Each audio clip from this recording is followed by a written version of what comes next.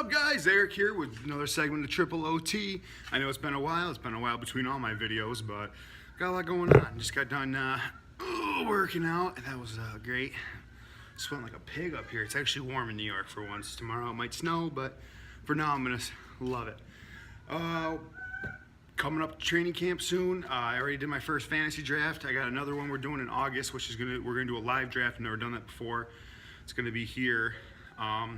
I'll post all my stuff on that one, and maybe my other team. My other team is just for the hell of it, mostly for practice. But right now I want to go over pretty much every team, every division, look at things, you know, who they lost, who they gained, make some predictions maybe.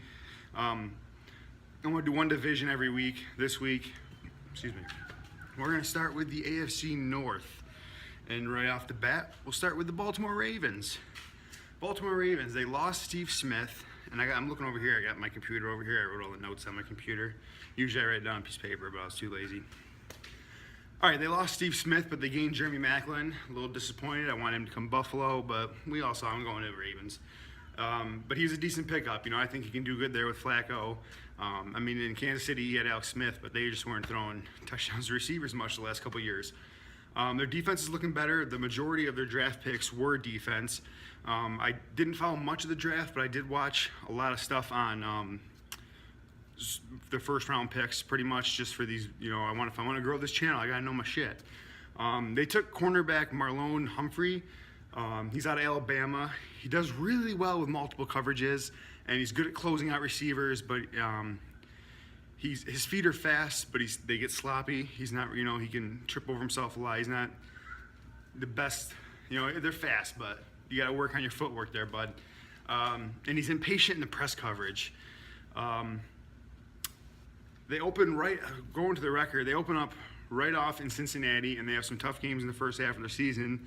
They got Pittsburgh, and then they're in Oakland, along with a trip to the Rising Titans, who are the Titans. I'm expecting big things out of the Titans this year, and when you're playing there, it might be a little tougher. They're going to start rising up the books, I guarantee it. The second half, they have a game in Green Bay and in Pittsburgh, but a few easy ones down the road. I do say they finish over 500, but with Cincinnati also rising a little more, they might actually make it past the first round of the playoffs. We'll see. With them and the Steelers in the way, I think Baltimore, it's going to be a good division. Besides Cleveland, I think it's going to be a decent division this year, and they might come in second or third, just over 500. It's going to be a so-so year for them. All right, going into the Cincinnati Bengals. They're not doing too good on the wide receiver aspect. They have A.J. Green, but other than that, not much. I do like their defense. I think the saying will go good with their defense, that defense wins championships, because they're really going to need their defense to step it up. They did pick up a speedy receiver in John Ross out of Washington. His feet are fire. I took that quote from somebody online. This analyst legit said his feet are fire. But I did watch some of his clips, and they are. I mean, he's got great hand-eye coordination. He can catch unbelievable balls to the face, and he did have to work on his route running. They were talking about so.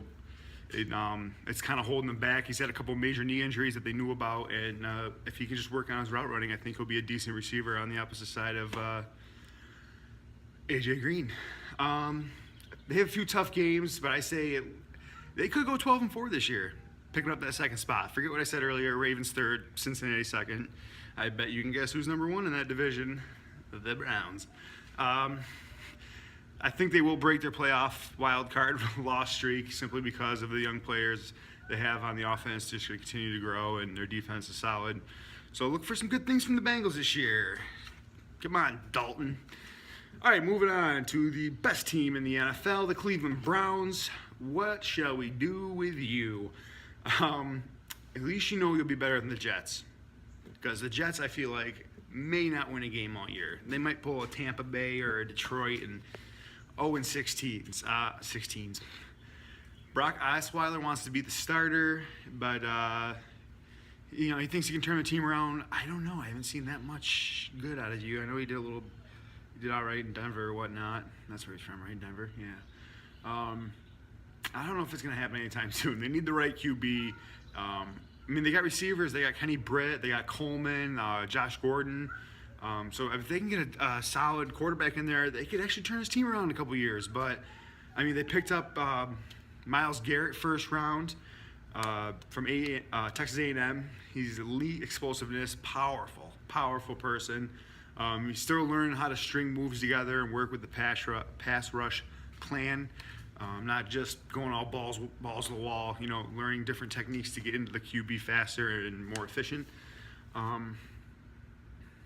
Don't see them doing much better than last year. They had 3 first-round picks this year, and they picked up a nice safety and a tight end, so that will help them out. I'm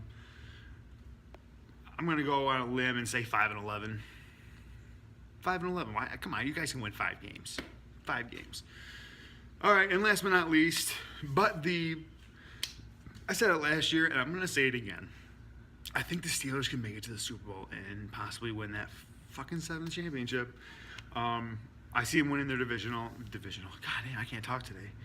I know I said it last year, like I said, blah, blah, blah. They picked up J.J. Watt, Watt's little brother. Not J.J. Watt, T.J. Watt. In the first round, he's a linebacker from Wisconsin. He has desired length in the edge pass rush and also outstanding hand play in the game. I mean, his brother's a monster, and he's going to be too. Let's just put it that way. He does lack explosiveness, though, and his footwork isn't the best, but I think he'll still do good. They also picked up Schuster Smith, a wide receiver from USC, who I kind of want Buffalo to pick up, but it's all right. He adds another big weapon for fucking Big Ben. Outstanding size, very above average target. They have a fairly easy first half of the season with games against Cleveland, Chicago, Minnesota, Jacksonville, and Detroit, but they have a little more challenging second half of the season with games against Green Bay, New England, and the almighty Tennessee Titans. But all those are home, so I say they are 14-2 at least and make it to the conference championship at least. All right, that is the AFC North. Next week, I'm going to be doing the AFC South, talking about them Titans. Yeah, I got a boner over the fucking Titans. I don't know why either. I don't know. Let's see how Eric Decker does. I'm excited to see him play. Texans might be not bad. Colts, and then the other. Okay, anyways, thanks for watching, guys. I cannot wait for football season to start, and so I can start doing predictions. Yikes. That's when I've been losing a lot of subscribers and stuff. But go check out my other channel, cartoons and such. I'll put it in the link in the description below. It's just a bunch of cartoons that I came up with. If you like it, subscribe, like, share, whatever you want to do. Thanks for watching this video, and I will see you next week, hopefully.